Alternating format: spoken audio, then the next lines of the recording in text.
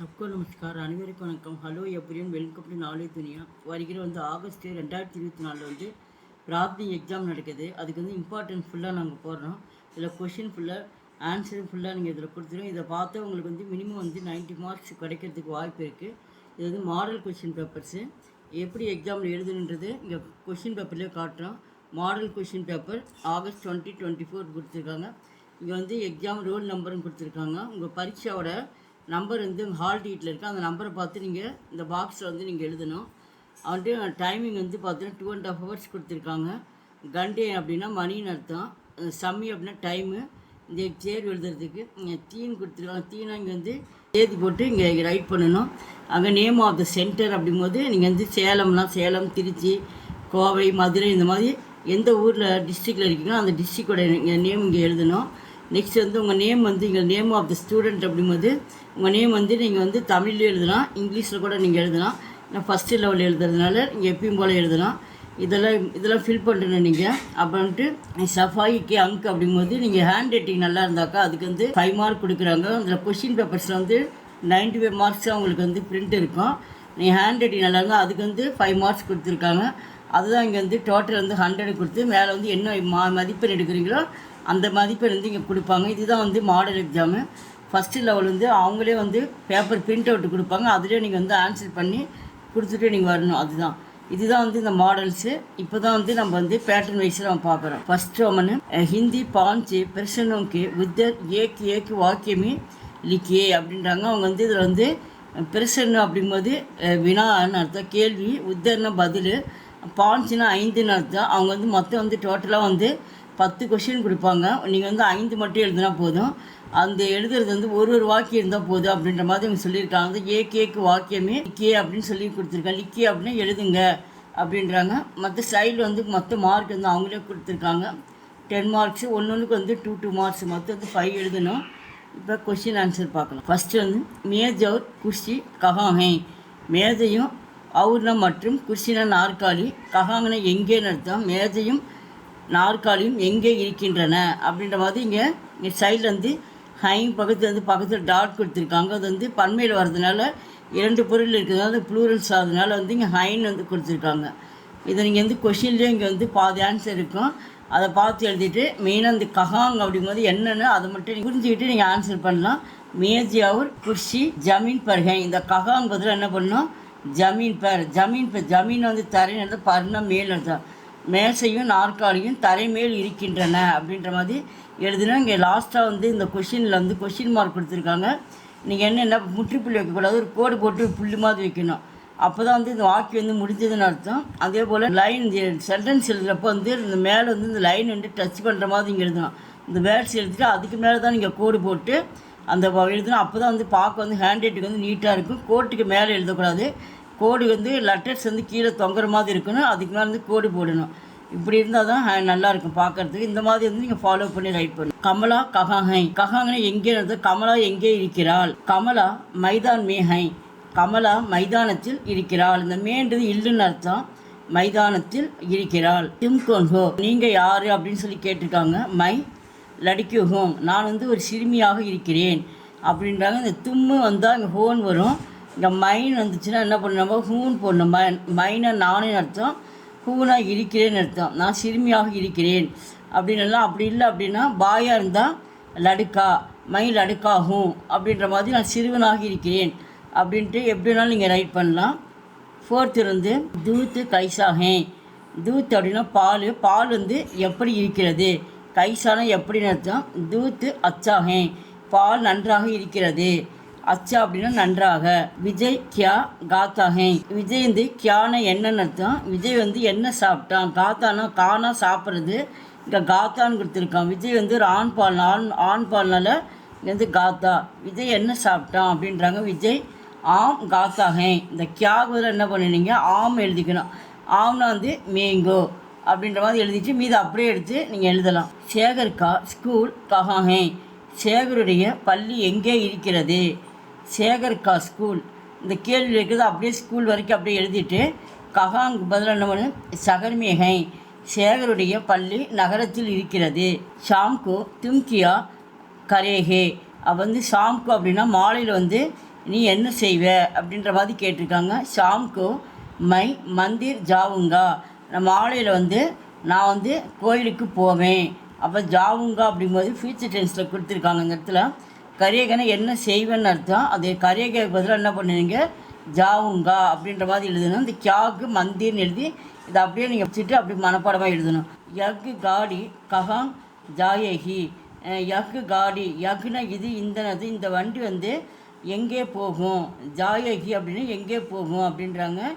யக்கு காடி சேலம் ஜாயகி, இந்த வண்டி வந்து சேலத்துக்கு போகும் அப்படின்ற மாதிரி எந்த ஊர் வேணாலும் போடலாம். இங்கே சேலம் போட்டிருக்கு. ஹிந்தி நாடக்கு கைசாத்தா, ஹிந்தி நாடகம் வந்து எப்படி இருந்தது, இப்போ தா அப்படிங்கும்போது பார்ட்ஸன்ஸில் வந்ததுனால ஹிந்தி நாடகம் எப்படி இருந்தது அப்படின்றாங்க. ஹிந்தி நாடக்கு அப்படியே பார்த்து எழுதிட்டு பகுத்து அச்சாத்தா, ரொம்ப நல்லா இருந்தது. பகுத்னா ரொம்ப அர்த்தம், ரொம்ப மிகவும் சொல்லலாம். அதனால் பகுத் அச்சாத்தா, ஹிந்தி நாடகம் ரொம்ப நல்லா இருந்தது. காடி கித்தனை பஜே சூர்த்திகை, காடி காடி வந்து எத்தனை மணிக்கு வந்து சென்றடையும். காடி சாடே சக பஜே சூர்த்திகை. செகண்ட் சார்க்கு அக்ஷரோங்க மே லிக்கியே, அப்போ ஹிந்தியில் வந்து நம்பர்ஸ் இந்த மாதிரி கொடுத்துருவாங்க. அக்ஷரம் அப்படின்னா நம்பர்ஸு. இதில் வந்து அவங்க வந்து மொத்தம் வந்து டோட்டலாக வந்து அவங்க வந்து 8 கொடுப்பாங்க. அவங்க வந்து எண்ணி 4 மட்டும் நீங்கள் எழுத சொல்லியிருக்காங்க. ஒவ்வொரு மார்க்ஸு நீங்கள் வந்து ஹிந்தியில் நம்பர்ஸ் அவங்க கொடுத்தனா ஹிந்தியில் தான் நீங்கள் ரைட் பண்ணணும். அப்போ 6ன்னு கொடுத்துருக்காங்க, சேன்னு எழுதணும். 18 கொடுத்துருக்காங்க, 18க்கு. 21 21, 26 வந்து 26, 35 வந்து 35, 40க்கு வந்து 40, 46க்கு வந்து 46, 50க்கு வந்து 50 அப்படின்ற மாதிரி இந்த 1 or 5 டைம்ஸ் ஒன்று எழுதி பார்த்தீங்கன்னா மெமரி ஆகிடும். இதில் எனி 4 மட்டும் அட்டன் பண்ணால் போதும். தேர்ட் வந்து தோ பத்தியோங்கா பாவார்த்த பிராந்திய பாஷாமே லிக்கியே அப்படின்றாங்க. இங்கே வந்து பத்தியம் அப்படின்னா செய்யுள், ஒரு பாடல் மாதிரி கொடுத்துருக்காங்க. இதுவும் உனக்கு தெரிந்த மொழியில் ஆங்கிலத்தில் எழுதலாம், தமிழில் எழுதலாம் அப்படின்ற மாதிரி. பிராந்திய பாஷானா உனக்கு தெரிந்த மொழியில் எழுதுங்க அப்படின்ற மாதிரி இதை படித்து பார்த்து எழுத சொல்லியிருக்காங்க. நம்ம தமிழ் வழியில் போகிறதுனால இங்கே வந்து தமிழ் எழுதியிருக்கு. இதில் வந்து இனி வந்து 2 மட்டும் அட்டன் பண்ணால் போதும். தோன்னு கொடுத்துருக்காங்க. 2 செயலுக்கு மட்டும் நீங்கள் வந்து விடை எழுதுக அப்படின்றாங்க. ஒன்றுக்கு வந்து 5 மார்க்ஸு. இதில் டோட்டலாக பார்த்தீங்கன்னா உங்களுக்கு வந்து 5 கொடுப்பாங்க. அதில் வந்து எனி 2 மட்டும் அட்டன் பண்ணால் போதும்.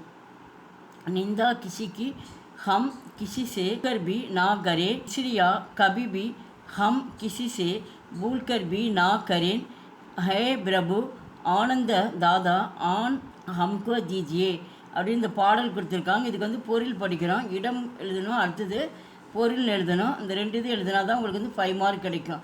இடம், இப்பாடல் வரிகள் திரு ராம் நரேஷ் வந்தனா என்ற பாடலிலிருந்து தரப்பட்டன. இந்த செய்யுள் வந்து எதிலிருந்து வந்ததுன்னு ஹிந்தியில் அந்த புக்கில் கொடுத்துருப்பாங்க. இது பிரார்த்தனை பாடல், இது வந்து ஒரு பிரார்த்தனை பண்ணுறது அப்படின்னு சொல்லியிருக்காங்க. நெக்ஸ்ட் இதுக்கு வந்து பொருள் இப்போ தான் பார்க்குறோம். பொருள், இறைவனே நாங்கள் மறந்தும் யாரையும் தூற்றக்கூடாது, யாரிடமும் ஒரு பொழுதும் பொறாமை கொள்ளக்கூடாது. இறைவா எங்களுக்கு ஞானத்தை அளிக்க வேண்டும் என கடவுளிடம் வேண்டுகிறார் அப்படின்ற மாதிரி இந்த செய்யுளுக்கு வந்து பொருள் எழுதணும். நெக்ஸ்ட்டு செகண்டு பூலோன் से नित्य हंसना सीखो, बैरों से नित्य गाना, दरू की झुकी डालियों से नित्य सीखो शीशा ஜூக்னா அப்படின்னு கொடுத்துருக்காங்க. இடம், இப்பாடல் வரிகள் சீக்கோ என்ற பாடலிலிருந்து வந்தது. சீக்கோனா வந்து கற்றுக்கிறது.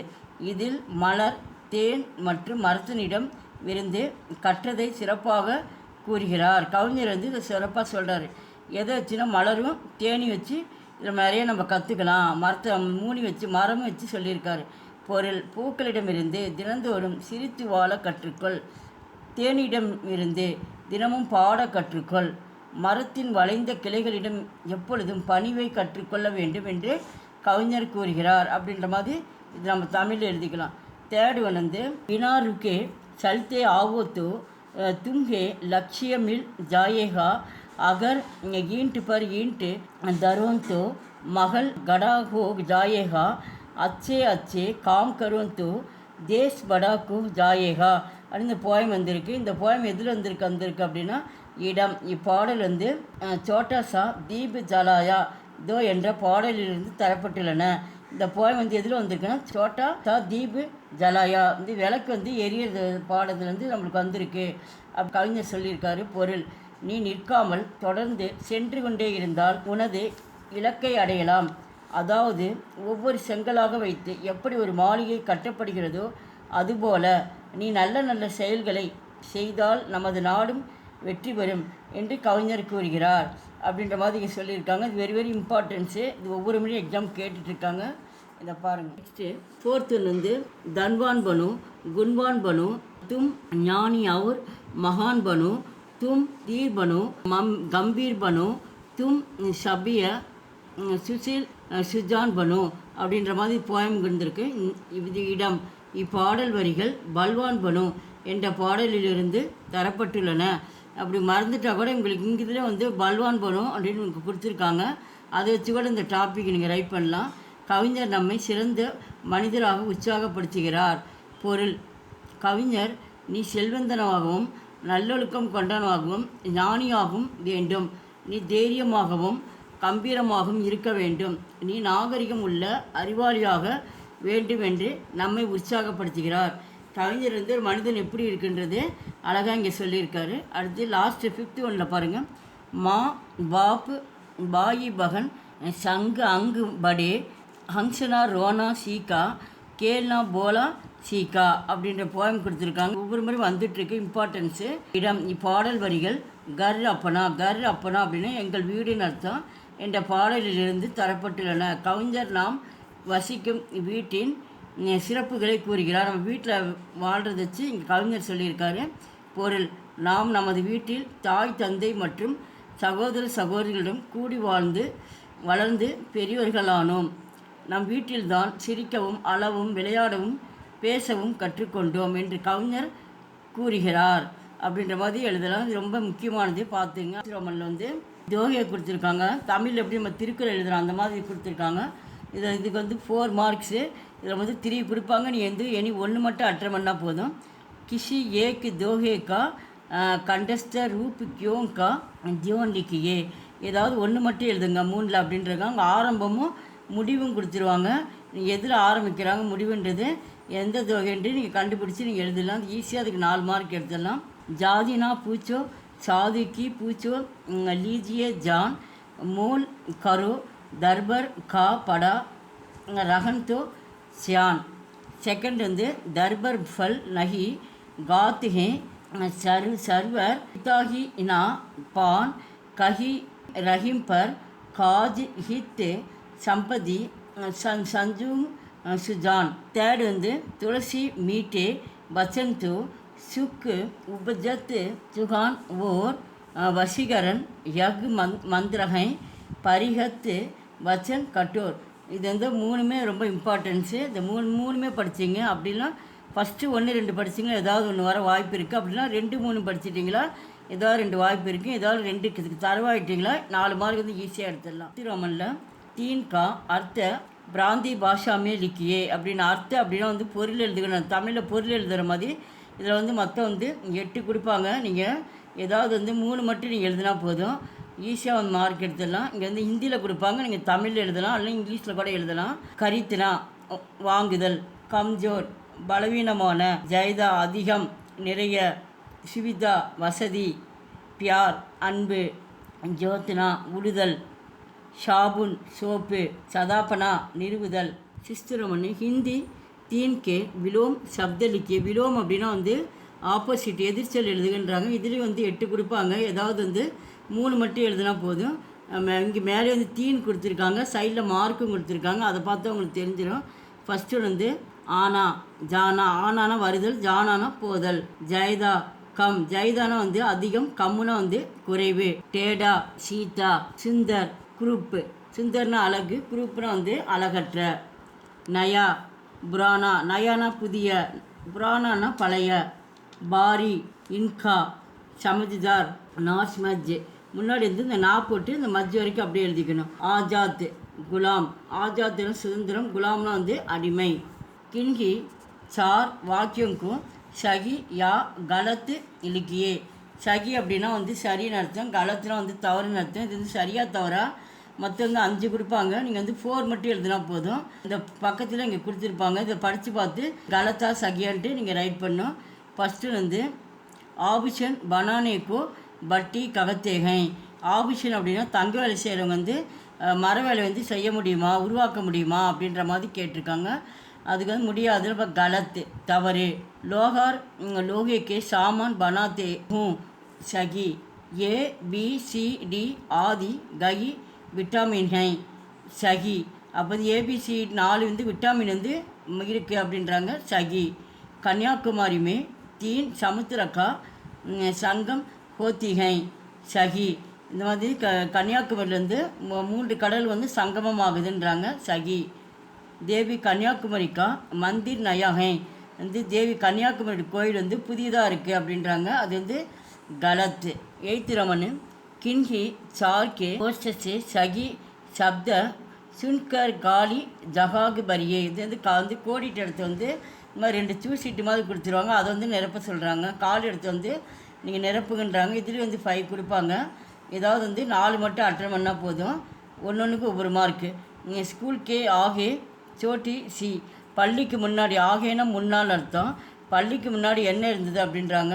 இங்கேருந்து புல்வாரி தாலாப். புல்வாரி அப்படின்னா பூந்தோட்டம், தாலாப்லாம் வந்து நீச்சல் குளம். அவள் பள்ளிக்கு முன்னாடி வந்து பூந்தோட்டம் இருந்துச்சுன்றாங்க. நீங்கள் இந்த கொஷின் படித்து போது எது கரெக்டாக இங்கே டிக் பண்ணிவிட்டு அதுக்கப்புறம் இங்கே டேஷ் எடுத்து நீங்கள் எழுதுங்க, ஈஸியாக இருக்கும். புல்வாரி. சாத்திர டேஷ் 4 பஜே தக்கு படுத்தேகை. சாத்திர மாணவர்கள் வந்து அபேரே சாம்கே. மாணவர்கள் வந்து மாலையில் வந்து 4 மணி வரைக்கும் என்ன பண்ணாங்க, அவங்க படித்தாங்க. இப்போ சாம்கே. சாத்திர தரகு தரகுக்கே கேள் கேள்தேகை குச்சு அண்டு தரகு தரகு. தரகு தரகுனா பல்வேறு வகையான. மாணவர்கள் வந்து பல்வேறு வகையான விளையாட்டுகள் வந்து அவங்களால வந்து விளையாட முடிஞ்சது. ஒருத்தர் வாலிபாலு, ஃபுட்பாலு, கிரிக்கெட்டு, கோகோ இந்த மாதிரி அவங்களுக்கு பிடிச்ச விளையாட்டு வந்து அவங்க விளையாண்டாங்க. அப்படின்ற போது இந்த இடத்துல வந்து தரகு தரகு. பில்லி டேஷ் பக்கத்திகை. பில்லினா பூனை வந்து எலியை பிடிக்கிறது. அப்போ சுகே குத்தே. அப்போ வந்து சுகே. சுகேனா வந்து எலி. குத்தா டேஷ் ஜான்வர்கை படா பவதார். குத்தா வந்து ஒரு நன்றியுள்ள விலங்கு அப்படின்றாங்க. அப்போ வந்து பவதார்.